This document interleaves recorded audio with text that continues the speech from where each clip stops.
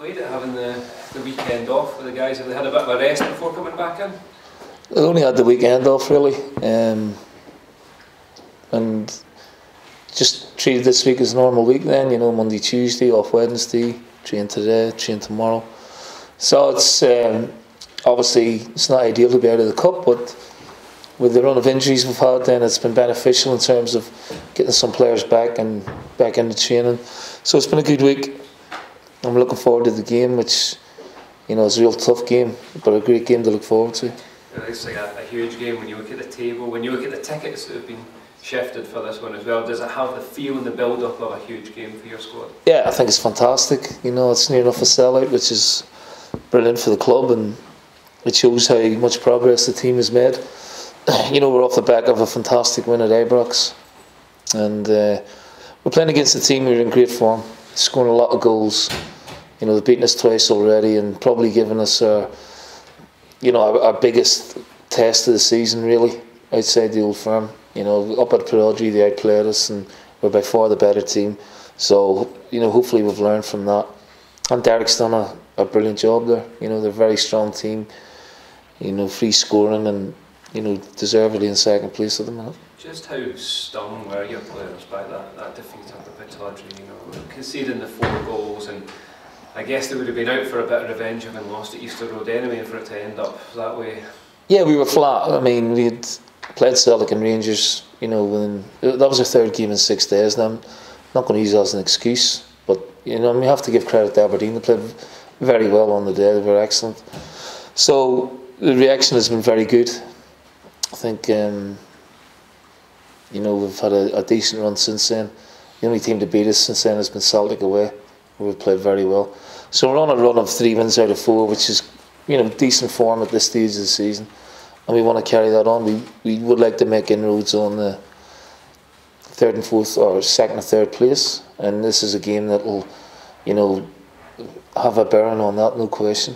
You say how happy you are with the form. Do you feel that your team are playing as well as they have done all season at the moment? Well, we had a really good spell in October where we won 4 on the bounce. So we're sort of replicating that form at the minute. Sometimes you don't want the break to come, you know, because of the momentum. I get that. But obviously with the injuries, it has been beneficial. So Hanlon and McGregor, you know, they're back training. And Bartley, you know, has got over his injuries.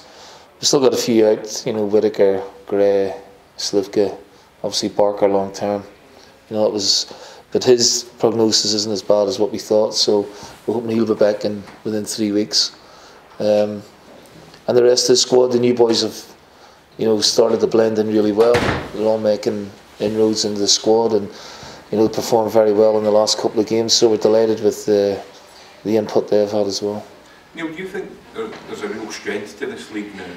When you look at, like yourself, going to Celtic Park and winning them so close, Aberdeen going to Ibrox, winning Ibrox, other teams going to the Old Firm now and putting on a real show and having a go, does that tell us that the quality of the league is getting better now? I think the quality of the league is getting better. I mean, it was in the doldrums for a couple of years, there's no question of that. You know, Rangers have come back now, Aberdeen are strong, Hibs are back, Hearts are strong. You know, you got 5 of the bigger clubs, you know, going at it now, which is great. You know, allied to that, you've had consistent performers like St Johnstone. Motherwell have had a great season.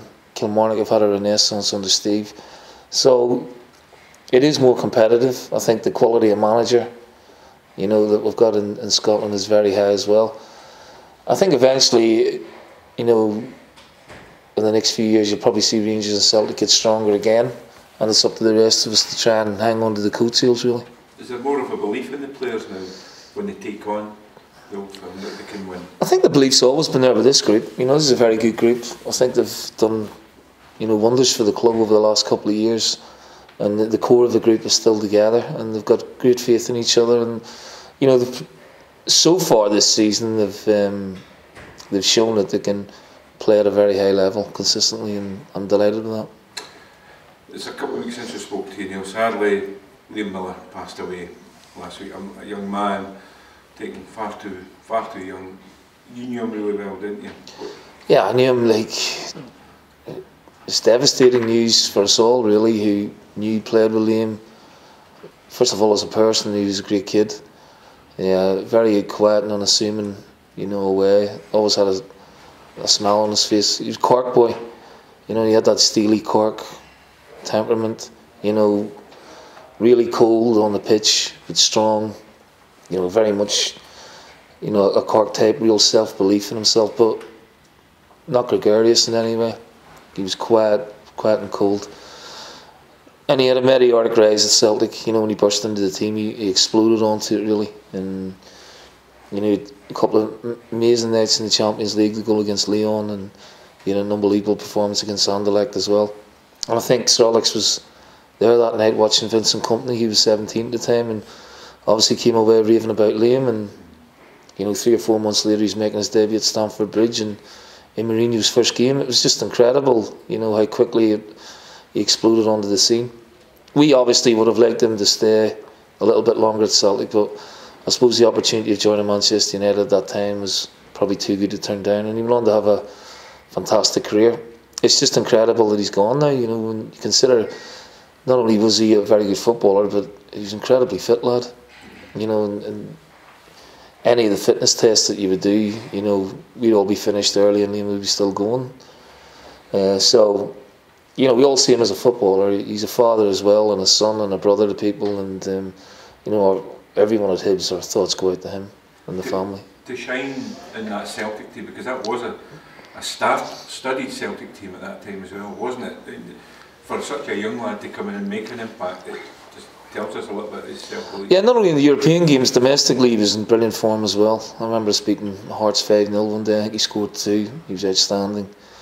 And just, he had, you know, 3 or 4 months of just, you know, his football was of a very high level, and I mean a really high level. And you're right, the team that, you know, he came into was a real tough team to get into. You know, we were dominant here in Scotland, and we'd just been to the UEFA Cup final, and we were going well again in the Champions League, and domestically we were imperious. So, you know, that spell, he would look back on that as probably his fondest spell of his career. Really, it was, you know, it was amazing the impact he had. I know he had just a short time here at Hibs, but you'll be remembered on Saturday as well. Of course, yeah, he's very well thought of. He's very well thought of in the game anyway.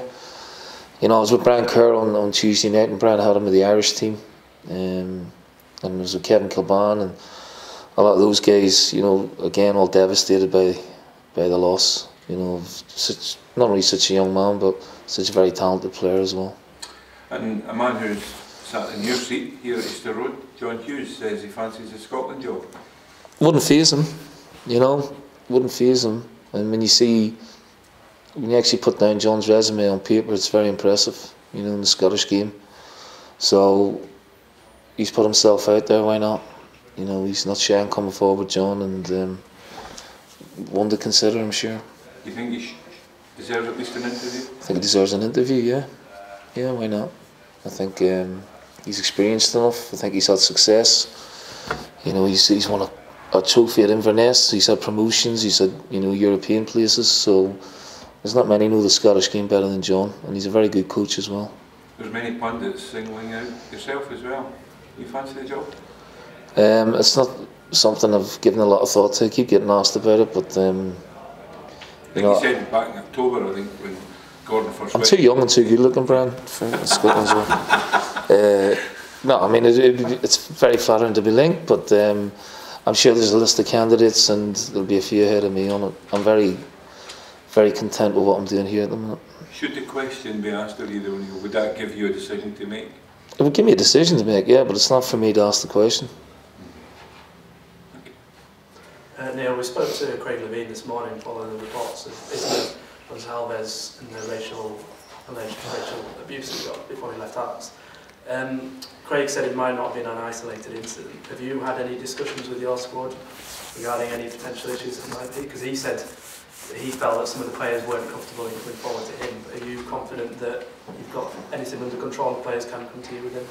Yeah, of course. I mean, it's something that leaves a bad taste in the mouth in this day and age, that, you know, players should be subjected to any sort of, you know, racial abuse. And I think Hearts have come out very strong in the condemnation of that, and rightly so.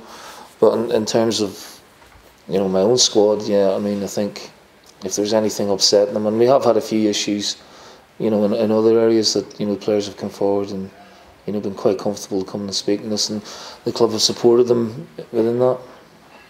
As a player, though, did you ever, when at Celtic, you know, with black players, you know, in your team, did any of them, do you think?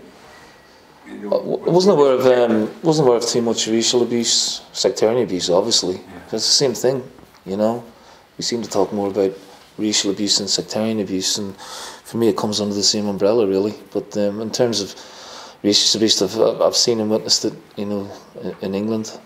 It's it does leave a bitter taste in your mouth for you, not only your teammate but yourself, because I have a lot of friends from different persuasions and cultures. So, and I have players here from different cultures as well, and they shouldn't have to listen to that. You know, it's born out of ignorance and maybe alcohol fueled as well. How pleased are you with the new signings and how they're bedding into the squad? I'm delighted, yeah, really delighted. You know, Kimberly's been a big plus. Jamie's really starting to find his feet now as well. I was delighted with both their contributions at Ibrox, and Kimberly in the previous game against Motherwell. And Scott Allen had a fantastic debut, second debut at Ibrox. So, you know, Raros is starting to get up to speed as well. So, Cammy Bell's come in, very experienced goalkeeper. You know, can't believe he's still only 31. So yeah, really pleased with the quality and experience that we've added in January. You know, it's been good.